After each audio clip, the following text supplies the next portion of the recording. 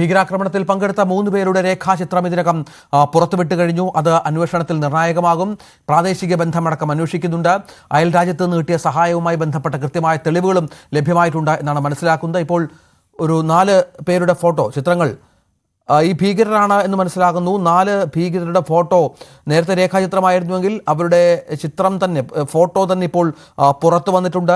ഇവർക്ക് പക്കൽ ആയുധങ്ങളുമായി നിൽക്കുന്ന ഈ ഭീകരരുടെ ചിത്രം പുറത്തു വന്നിരിക്കുന്നു. ഇനി ഇവരിലേക്ക് എത്തുക എന്നുള്ളതാണ് ഏറ്റവും പ്രധാനപ്പെട്ട ഒന്ന്. അതിനുള്ള എല്ലാ നടപടിക്രമങ്ങളും മുന്നോട്ട് പോകുന്നു. കാര്യക്ഷമമായി തന്നെ കൃത്യമായ അന്വേഷണത്തിലാണ് ഇപ്പോൾ കാര്യങ്ങൾ പോകുന്നത് എന്നുള്ളത് വ്യക്തമായിട്ടുണ്ട്. പ്രധാനപ്പെട്ട യോഗങ്ങൾ ചേർന്നതിന് ശേഷമായിരിക്കും കൂടുതൽ ആക്രമണത്തെക്കുറിച്ചുള്ള ധാരണകൾ ലഭ്യമാകുക. ആഭ്യന്തരമന്ത്രി സംഭവസ്ഥലത്തുണ്ട്. അദ്ദേഹത്തിൻ്റെ വാക്കുകളും പ്രധാനമാണ്. പ്രധാനമന്ത്രിയുടെ യോഗം ഇപ്പോൾ നടക്കുന്നുണ്ട് എന്നാണ് മനസ്സിലാകുന്നത്. ഉന്നതതല യോഗത്തിലാണ് ഇപ്പോൾ കാര്യങ്ങളെക്കുറിച്ച് ഒരു വ്യക്തത വരുത്തുക. ഈ ദൃശ്യങ്ങളിൽ കാണുന്നത് ഈ ഭീകരരുടെ ദൃശ്യങ്ങളാണ്. ഇന്നലെ ആക്രമണം നടത്തിയ ഭീകരരുടെ ദൃശ്യങ്ങളാണ് ഇപ്പോൾ നമ്മുടെ സേനാ വിഭാഗങ്ങൾ പുറത്തുവിട്ടിരിക്കുന്നത്. മുഴുവൻ 5 പേരുടെ ദൃശ്യങ്ങളുണ്ട്. എന്താണ് സൈത്ത് ചേരുന്നുണ്ട്? സൈത്ത്, എന്താണിത്? ഈ ദൃശ്യങ്ങളിൽ കാണുന്നവരാണ് ഭീകരാക്രമണം നടത്തിയത്, അല്ലേ? ഇവിടെ നേരത്തെ നമ്മൾ സൂചിപ്പിച്ചതുപോലെ തന്നെ ഈ തീവ്രവാദികളുടെ ബന്ധം സംബന്ധിച്ച് അവർ ആരൊക്കെ എന്നത് സംബന്ധിച്ച് കൂടുതൽ വ്യക്തതകളിലേക്ക് വരികയാണ്. ചില ചിത്രങ്ങളടക്കം പുറത്തു വരുന്നുണ്ട്. ഇപ്പോൾ നമ്മൾ സ്ക്രീനിൽ കാണിക്കുന്ന ഈ 4 പേരുടെ ചിത്രം, ഈ 4 പേരും ഈ നേരിട്ട് ഈ വെടിവെപ്പിൽ ഉൾപ്പെട്ടിരിക്കുന്നവരാണ് എന്നാണ് ലഭ്യമാവുന്ന വിവരങ്ങൾ. ആസിഫ് ഷെയ്ഖ് ഇതിൽ ഉൾപ്പെട്ട ഒരു പ്രധാനിയാണ്. ഇയാളുടെ ദൃശ്യങ്ങൾ ഇപ്പോൾ ദൃശ്യങ്ങൾ പ്രേക്ഷകർ കാണുന്ന ദൃശ്യങ്ങൾ ആസിഫ് ഷെയ്ഖിൻ്റെ ദൃശ്യങ്ങളാണ്. ഇയാൾക്ക് പാകിസ്ഥാൻ ബന്ധമുണ്ട്. മുമ്പും തീവ്രവാദ പ്രവർത്തനങ്ങളിൽ ഇടപെട്ടിട്ടുള്ളയാളാണ്. ഒപ്പം തന്നെ ഇൻ്റലിജൻസ് ഏജൻസികളുടെ നിരീക്ഷണത്തിലുണ്ടായിരുന്ന വ്യക്തിയാണ്. ഇത് സംബന്ധിച്ച വിവരങ്ങളാണ് ഇപ്പോൾ സോഴ്സുകളിൽ നിന്നും വ്യക്തമാവുന്നത്. എന്തായാലും ഇത് സംബന്ധിച്ച അന്വേഷണമാണ് ഇപ്പോൾ നടക്കുന്നത്. മറ്റ് 3 പേരുകൾ ഇങ്ങനെയാണ്: ആസിഫ് ഫൗജി, സുലൈമാൻ ഷാ, അബു തഹ. ഇങ്ങനെയുള്ള പേരുകൾ കൂടി ഈ വെടിവെപ്പിൽ ഉൾപ്പെട്ട തീവ്രവാദികളുടേതായി പുറത്തു വരുന്നുണ്ട്. ഇവരുടെ ദൃശ്യങ്ങളടക്കം പുറത്തു വന്നിട്ടുണ്ട്. മുമ്പും ഈ കശ്മീർ അടക്കമുള്ള അതിർത്തി മേഖലകളിൽ ഇത്തരം മിലിറ്റന്റ് ഇടപെടലുകൾ നടത്തിയിട്ടുള്ള വ്യക്തികൾ കൂടിയാണ് ഇവർ. അതുകൊണ്ട് ഇന്റലിജൻസ് ഏജൻസികളുടെ നിരീക്ഷണത്തിലുണ്ടായിരുന്ന വ്യക്തികളാണ്. ഇവരാണ് ഇന്ത്യൻ മിലിറ്ററി യൂണിഫോമിലെത്തി സാധാരണക്കാർക്ക് നേരെ വെടിയുതിർത്ത് ഇത്ര വലിയ ഒരു ദുരന്തമുണ്ടാക്കിയത്. എന്തായാലും അന്വേഷണ ഏജൻസികൾ ഈ തീവ്രവാദികൾ സംബന്ധിച്ച കൃത്യമായ സൂചനകളിലേക്ക് എത്തുകയാണ്. ഇവർ നടത്തിയ ആസൂത്രണം, ഇവർ നടത്തിയ നീക്കങ്ങൾ ഇതിലേക്ക് കൂടിയാണ് വരുന്നത്. ഒരുപക്ഷെ ഇത്രയും തിരക്കേറിയ ഒരു ഇടത്ത് വന്ന് ഇത്തരം ഒരു വെടിവെപ്പ് നടത്തണമെങ്കിൽ വലിയ ആസൂത്രണം നടന്നിട്ടുണ്ടാവണം. ദിവസങ്ങൾക്ക് മുമ്പ് തന്നെ ഇവർ സ്ഥലത്തെത്തിയിട്ടുണ്ടാവണം. എങ്ങനെ മിലിറ്ററി യൂണിഫോമിലെത്തി ഇത്ര സുരക്ഷിതമായ ഒരു ഇടത്ത് ഇവർക്ക് കടന്നുകൂടാൻ കഴിഞ്ഞു?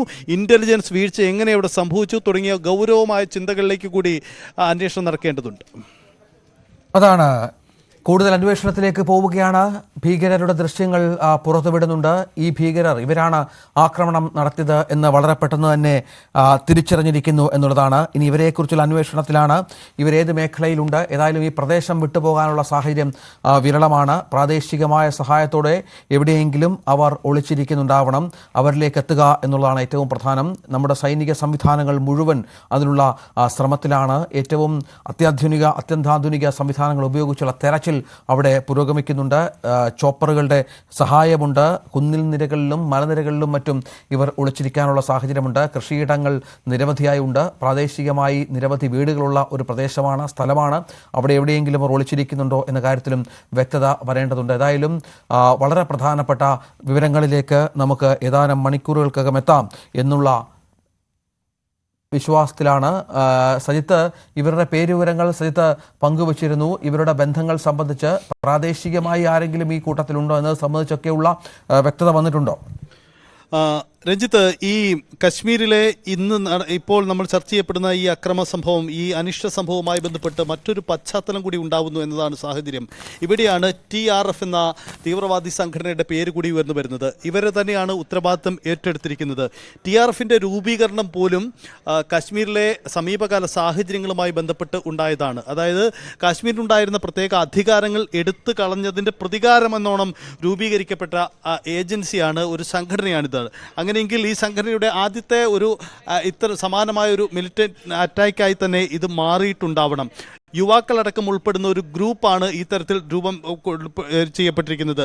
പാകിസ്ഥാൻ കേന്ദ്രമായി പ്രവർത്തിക്കുന്ന തീവ്രവാദി ഗ്രൂപ്പുകളുടെ സാമ്പത്തിക സോഴ്സ് അതിൻ്റെ അടിസ്ഥാനത്തിൽ അവർ നൽകുന്ന പിന്തുണയുടെ അടിസ്ഥാനത്തിൽ പ്രവർത്തിക്കുന്ന ഒരു ഗ്രൂപ്പായി ഫോം ചെയ്തിരിക്കുന്നതാണ് ദ റെസിസ്റ്റൻസ് ഫ്രണ്ട് എന്ന TRF എന്ന ഗ്രൂപ്പ്. ഈ ഗ്രൂപ്പിലെ അംഗങ്ങളാണ് ഇപ്പോൾ നമ്മൾ ദൃശ്യങ്ങളിൽ കാണിച്ചിരിക്കുന്ന ഇവരെല്ലാവരും.